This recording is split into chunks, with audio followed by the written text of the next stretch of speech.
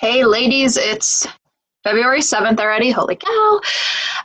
Today on the Lunch and Learn, I decided to talk about the 5 steps on getting over your fear of selling. I think that this is a really, am I recording? Yes, okay.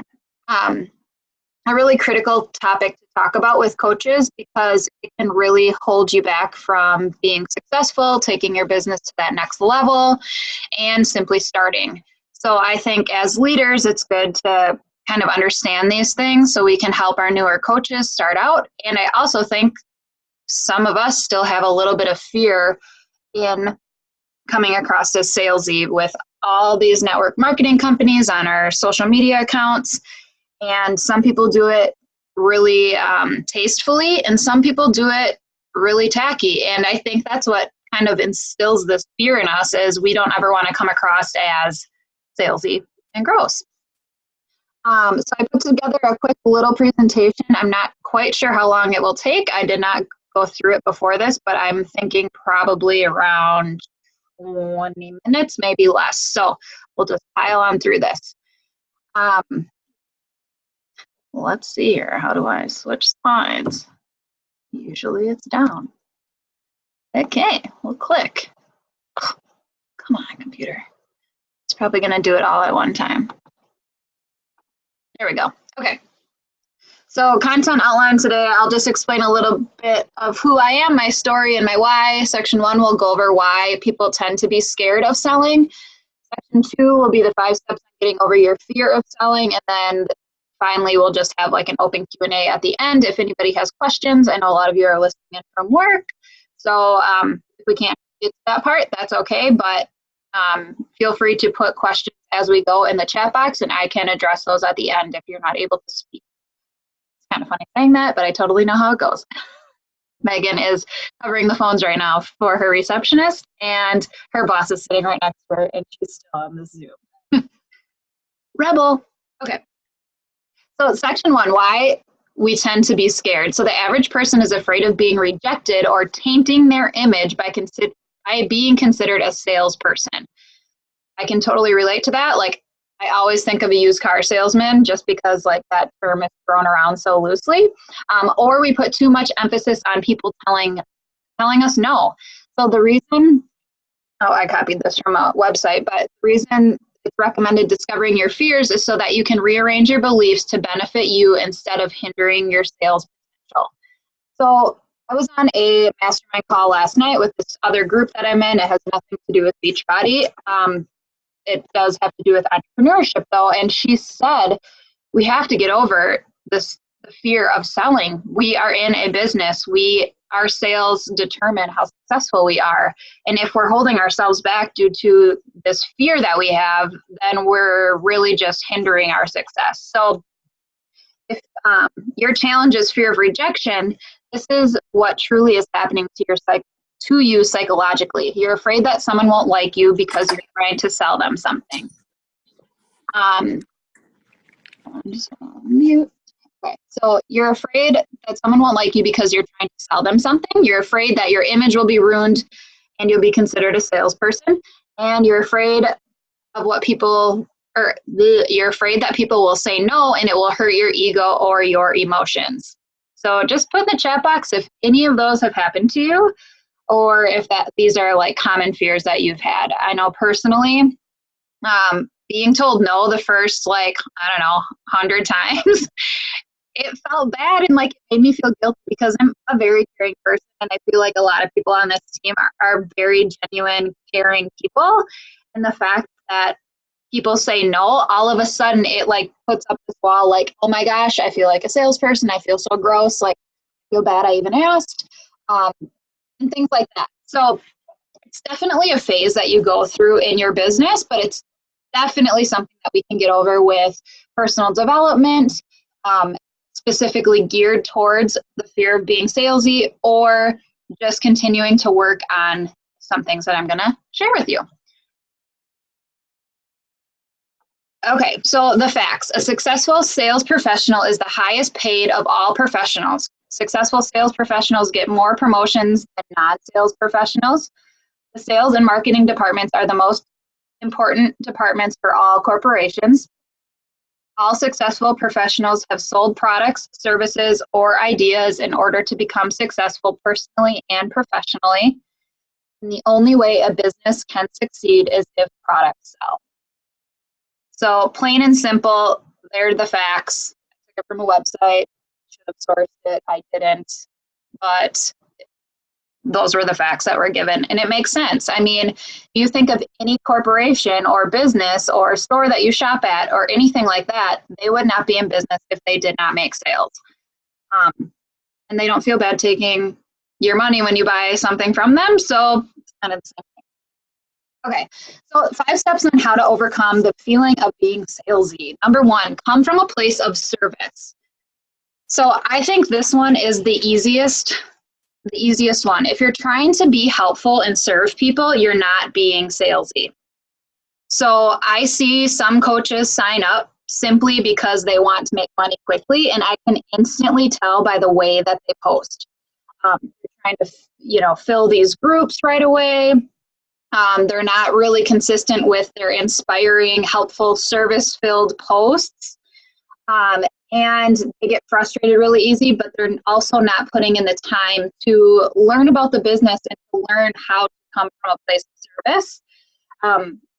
One thing I want to recommend you guys do is get feedback from your audience. This was another thing that we talked about on this call yesterday was, are you taking time, let's say 1 time a week, you guys put a reminder in your phone and survey your audience. What is the number 1 thing you're struggling with right now? I don't think we do this enough, because if they're struggling with energy, or if they're struggling with nutrition, or they're struggling with consistency, we can take that information that they're providing us and we can come from a place of service and give them more of what they need. If we're giving them more of what they need, we're meeting them where they are, and chances of them taking that next step with us are going to be a lot higher, because they feel as though we are providing them with content that's valuable to them. And then always remembering what you're doing matters. I oftentimes in my team page will ask my coaches to share their transformation story, share their before and after pictures with us, share what coaching has done for them, share what, some success of their challengers. Look at the Team Rockstar Fit transformation that Trina just did.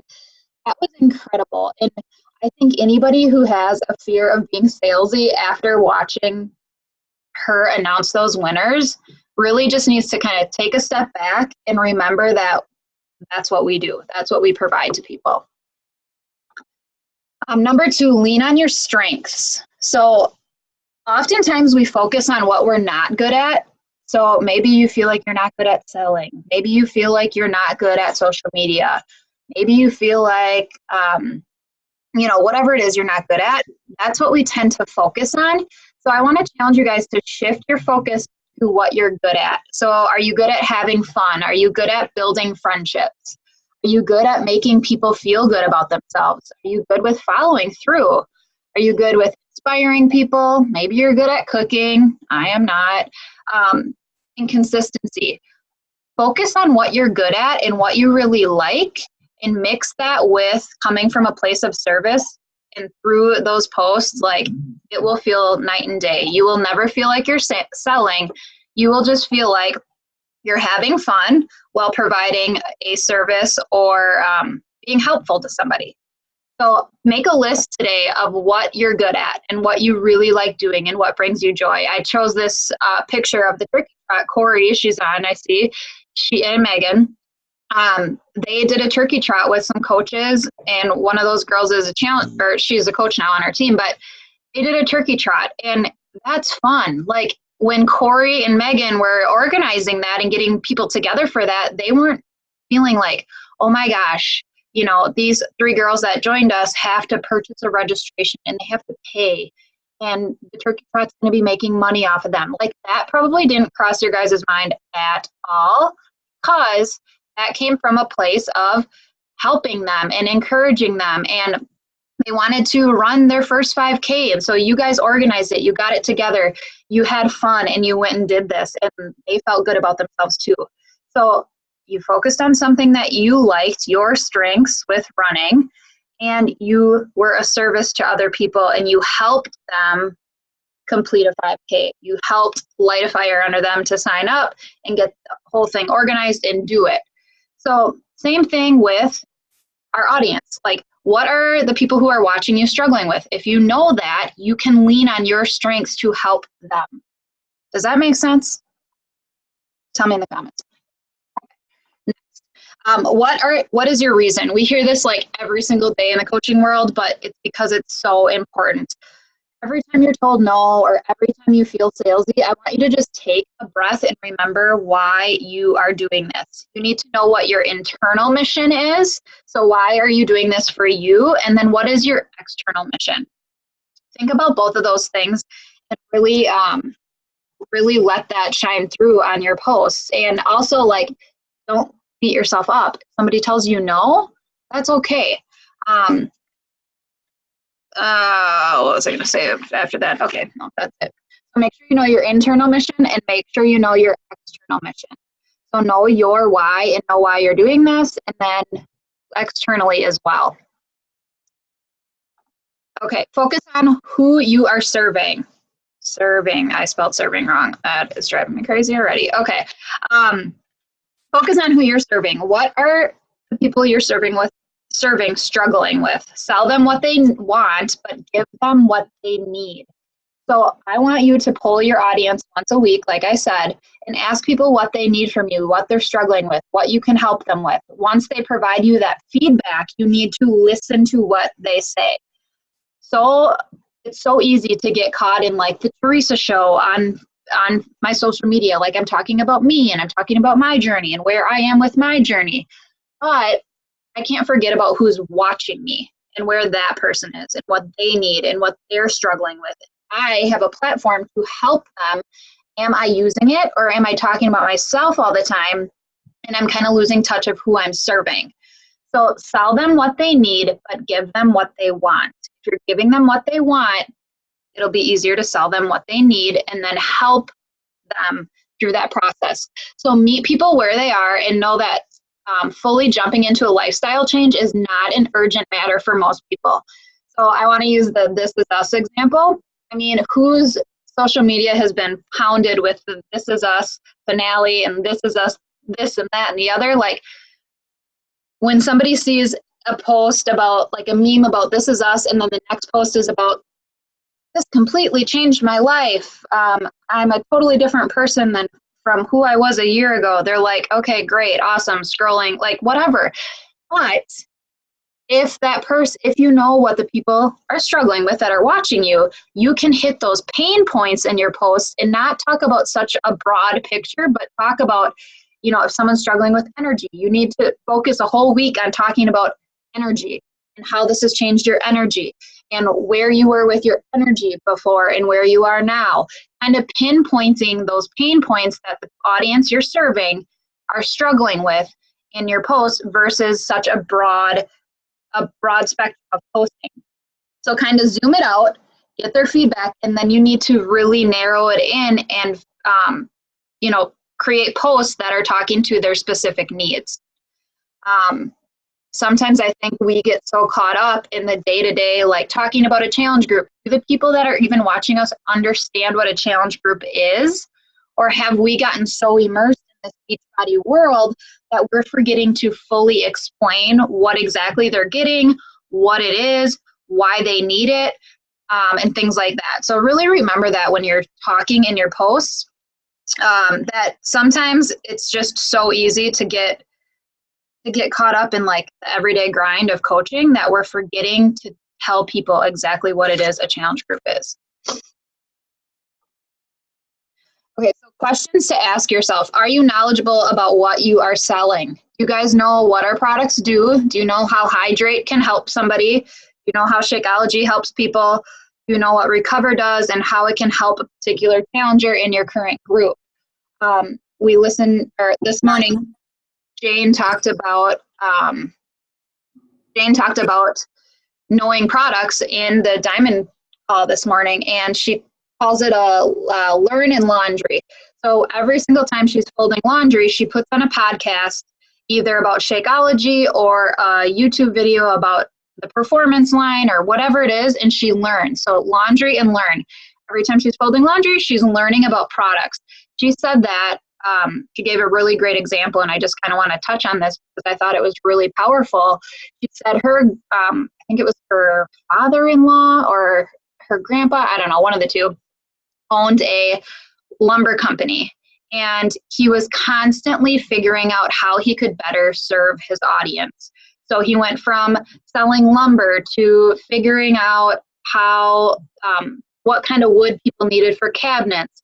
Then he figured out that a lot of people were using laminate flooring, and he looked into laminate flooring and how he could better provide, you know, the people he was serving with just this one-stop shop.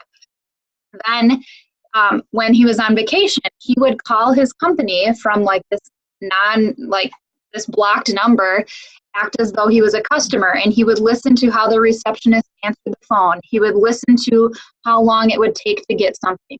He would ask questions and listen to how his employees were answering those questions.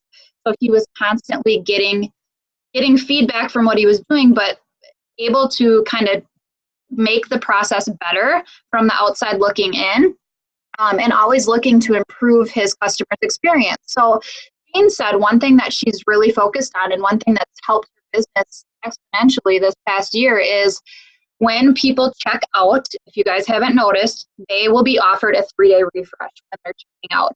What Jane does is say, hey, when you check out, it's going to prompt you to purchase a 3-day refresh. My next group for a 3-day refresh is, she has every single date for her 3-day refreshes figured out for the entire year, but she tells them, it's going to prompt you to purchase this. I just want to let you know that you'll save money if you purchase it right away with your, when you check out. My next group for the 3-day refresh is February 17th. I'm just making up a number, or a date.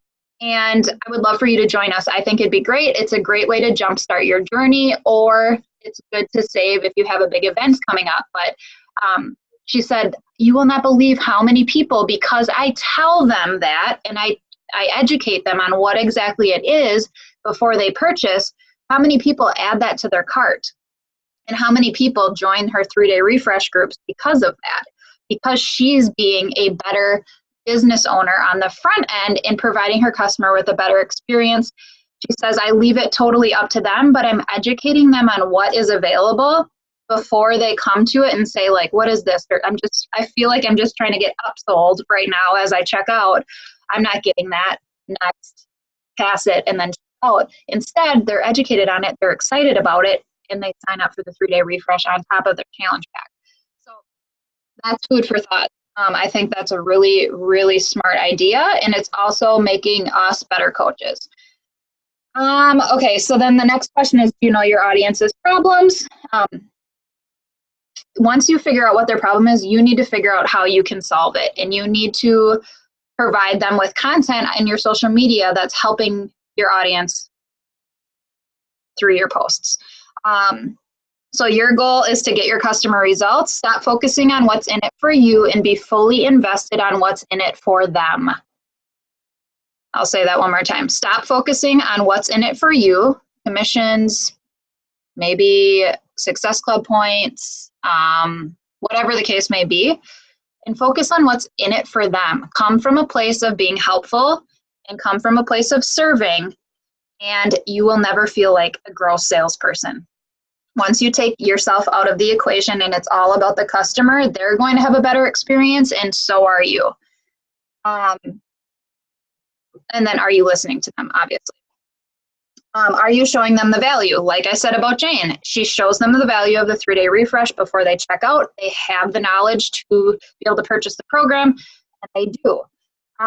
We live in like a, such a like X to Y life. Like right now, I feel like with Amazon, like if we want something, we go online, we order it, it's at our house in 2 days. If we want a book, we go to our Kindle, we download it, we can read it instantly. Everything's at our fingertips. So we need to pair what we offer with what they need right now. Like right now, they don't need a full lifestyle change, like with a snap of a finger. They might just need help with their energy. A mom might just need help figuring out how to fit a workout in her day.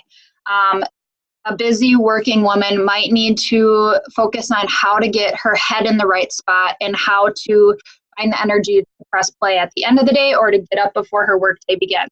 We need to start thinking about pairing what we offer with what they need and showing them the value. So link the benefits of what we offer to their specific situation. Make sure they see the value and directly correlate that with their specific needs. So we need to be asking the customer better questions so we know how to better serve them, but we also need to ask more questions. We need to get to know them so we can show them more value in what we do. Are you being too desperate? If so, how can we get back to a place of play? So don't be too easily accessible, you guys. Sometimes I think this is people's biggest problems. Like, we seem so desperate to like fill our groups, to sign people up. And when people feel like they're being targeted or something doesn't feel good, that's when they go MIA and stop talking or stop responding in a message, or they feel pressured.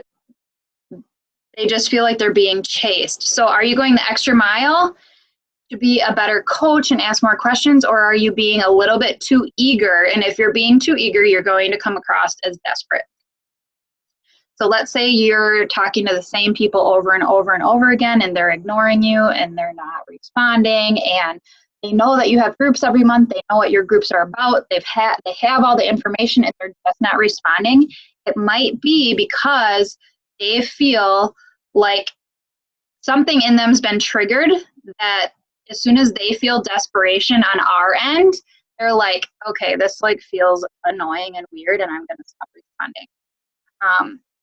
And I know we've all probably been in a situation like that where people just like go MIA, and maybe it is what we've done, maybe it's not. But I do find that sometimes with coaches that are too hung up on what's in it for them, they become too desperate and then people run away. Also, another thing too, we have to get rid of the Beachbody slang and the Beachbody jargon because nobody else knows what it is. Nobody knows what a diamond coach is. No one knows what an emerald coach is. Nobody knows what an elite coach is. Nobody knows, like, if we're hashtag Beachbody, hashtag 21-day fix, hashtag 80-day obsession, hashtag this, hashtag that, you're marketing to other coaches. If you're using that kind of like talk, the only people that are going to be looking at those hashtags or understanding what you're saying are coaches or, I guess coaches. Customers probably don't even know. Start targeting or talking to people just like you were before you started coaching. Like the big thing with the hashtags on Instagram, don't ever hashtag anything to do with Beachbody because nobody is going to be looking at that other than coaches. If you go to the Beachbody hashtags that you'll see, like, and some of you might be using them, go to those hashtags and see. It's already people that are already using the products who might already be coaches. But if you hashtag like mom of 2 boys or hashtag, hashtag, I don't know, like dog mom. What the heck? Okay, that's my dog. Sorry, I just heard a noise. I'm like, whoa, somebody's at my house.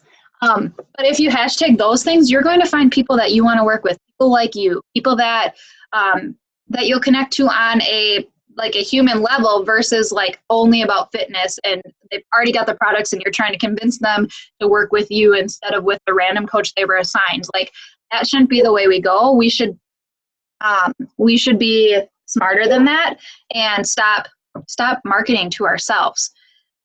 Also, another thing I do not do, I know some people do, some people don't, take this as you want, but I do not have Beachbody in my profile. So like, if people come to my profile or I ask people to be my friends, they're not, the first thing they are going to see is not going to be Beachbody. Like, 2-time elite Beachbody coach at Beachbody, blah, blah, blah. Like, I don't have that there because to me, that's like a red flag. Like, the only reason I asked you to be my friend is so I could tell you something and invite you to be in a group. I want them to see, oh, she's a mom of 2. I do have like my highlighted pictures that I created. I'm going to remove those. I've done a lot of like research the last couple of days just on this topic in general. And I feel like I need to take those off of my personal page as well because it screams the same thing. I might as well have Beachbody on there. People have actually recommended that I put Beachbody like as my job, and I've declined it because I'm like, I just don't want that out there. I didn't have where I worked before on there, so why should I have Beachbody on there? I think that just kind of throws up a red flag. Like if someone asks me to be their friend and I see Rodan and Fields or Monate or Senjance or whatever in their profile, I'm like, I legit know that's why they asked me to be their friend, right? So I think take that stuff out. A podcast I listened to this morning said, if you don't want to feel salesy, then take down all the trophies that say you're like the #1 recruiter down in the background of your office. And I was like, gosh, that's so true. Like I have Eric got the seat covers from Elite last year framed for me. I have those up. I can't really tell what they are, but I'm like, that's true. I personally don't have like my emerald plaque, my diamond, I don't have all those stuff like all around me, because to me, it's not about that. To me, it's about, I would be so much more proud if I had a huge bulletin board back there with before and after pictures of all the people I've helped. I think all of us can agree with that.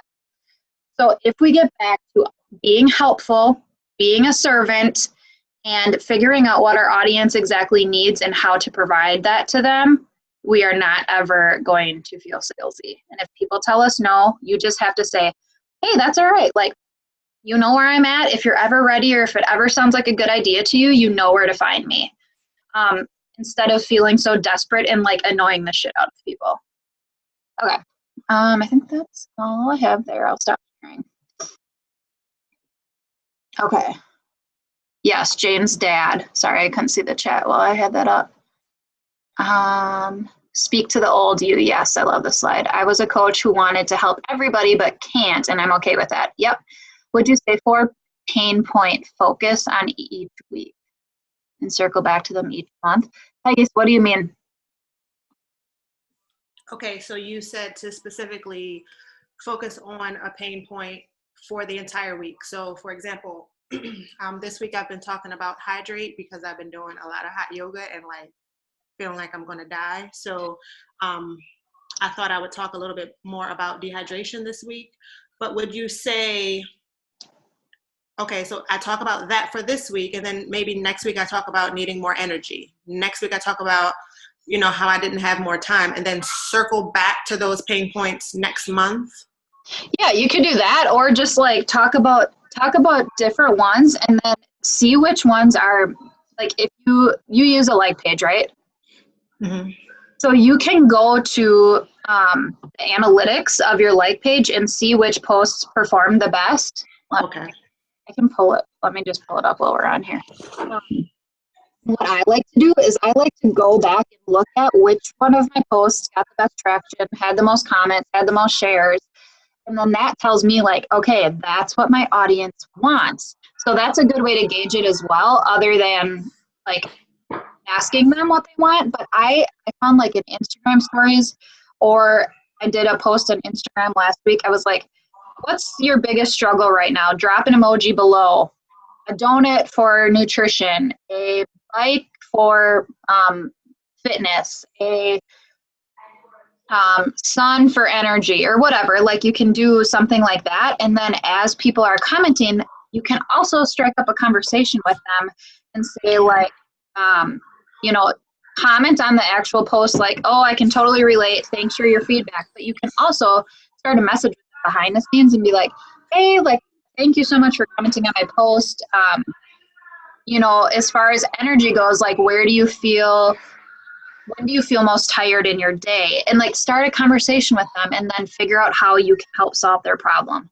So it doesn't seem as like salesy, but they're commenting, and that means they're watching you and they know, like, and trust you. So I feel like it's okay to start conversations behind the scenes from posts like that.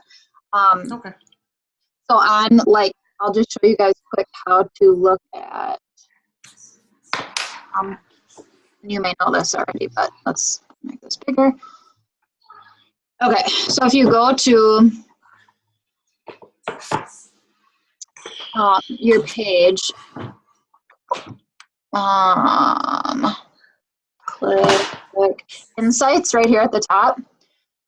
And then you can see like which posts right here did the best. So for me, it was this acne post I did last week, got 9,000 views, 229 comments.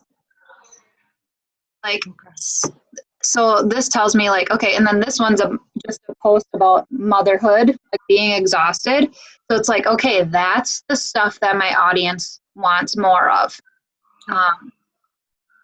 Another thing you guys can look at is like, these are like pages that are doing the best, like growing. You can choose which ones you want to add. So let's say like you really like certain people's like pages, like, so then it rates them like on their growth, and you can see how much engagement they've had this week.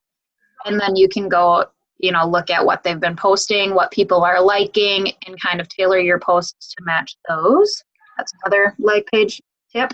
But I really do like looking at this stuff because it's like, okay, you know, yeah, acne has nothing to do with challenge groups, fitness, nutrition. I mean, it does have to do with fitness and nutrition, but I'm not inviting anyone to a group here, but I am connecting with my audience and gaining trust with them through posts like this. Then maybe, and then today I actually posted an invite,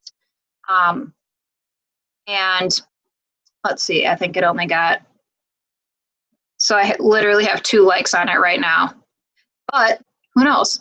Like somebody who commented on my stuff earlier in the week might message me and say, hey, I need this, this, or this. I just had a girl message me this morning on Instagram. She's like, I see a lot of myself in you. I've struggled in the past, blah, blah, blah. And so I've connected with her. And it's like, if I didn't share so openly about all aspects of my life, and people wouldn't get to know me as well and feel like they can trust me when they're ready to move forward. Yes. Yeah. Cool. Okay. So any other questions, or anyone want to unmute and anyone want to share anything, or did that help at all? Hopefully. Yep. Under insights again. And same thing goes for Instagram. Yeah. So here's my question. I'm a newer coach and I'm under Angela Anderson, and she told me not to worry about a like page. So, but I think I'm teetering where I do need that like page so that I know what the analytics are doing of my post. I mean, so should I create a page?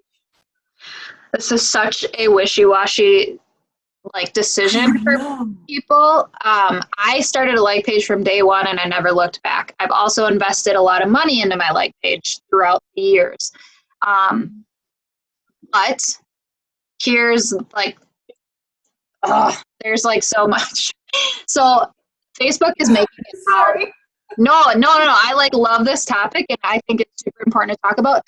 Facebook right now is going through this huge change where they want to get back to see, they want me to be able to see my cousins' updates and my sisters, and don't want me to miss the true connection of people. They want that, they want Facebook to be what it once was. They don't want it to feel spammy like it has recently gotten. So if people are selling on their personal page, and if you're doing call to action posts on your personal page, there is now an option for people to click the little arrow at the top of your post and put, what is it exactly?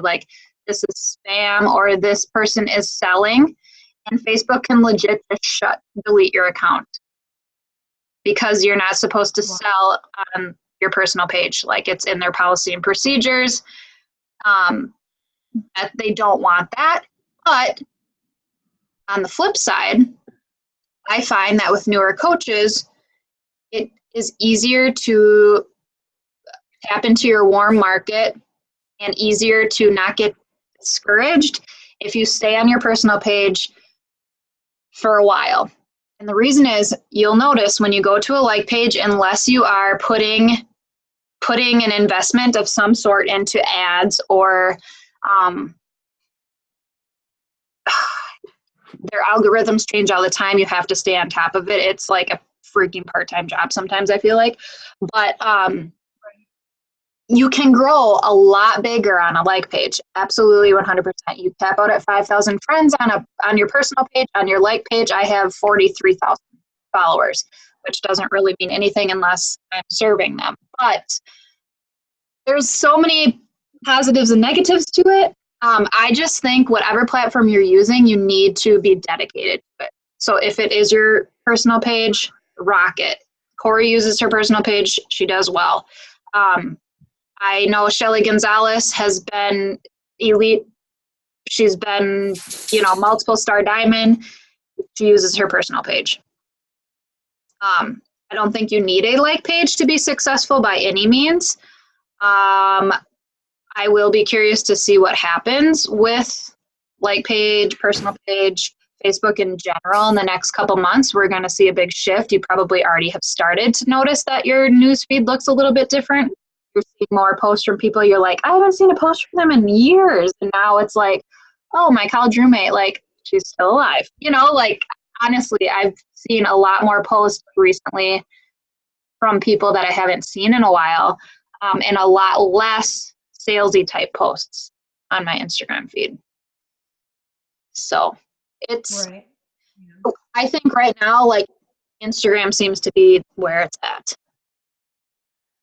Which it's like, okay, once you get good at one thing, then you have to get good at another thing. I just think wherever you are, put your heart and soul into that place and it will be fine. Right.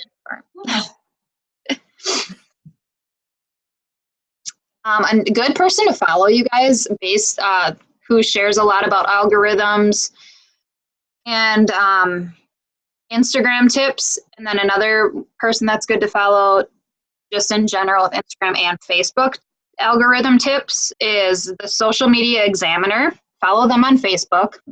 Social media, I'll just look it up quick and copy it to you.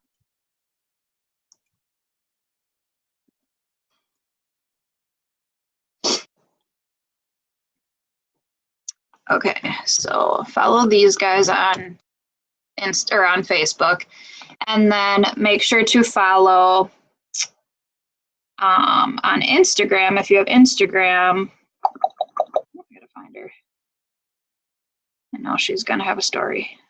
Julie. Okay, let me just type it because Jules.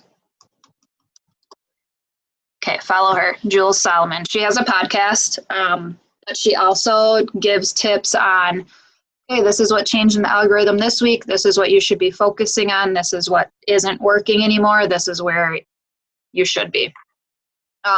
So it just helps to like follow people like that, so you're not guessing what works and doesn't work, and you're not feeling like super defeated with the traction that your posts are getting, and you know what's happening. So stay in the know. Bob Helig's good too. Yes, I love him. Love. He's very smart. What else? Any other questions? I hope that helps. Was that helpful?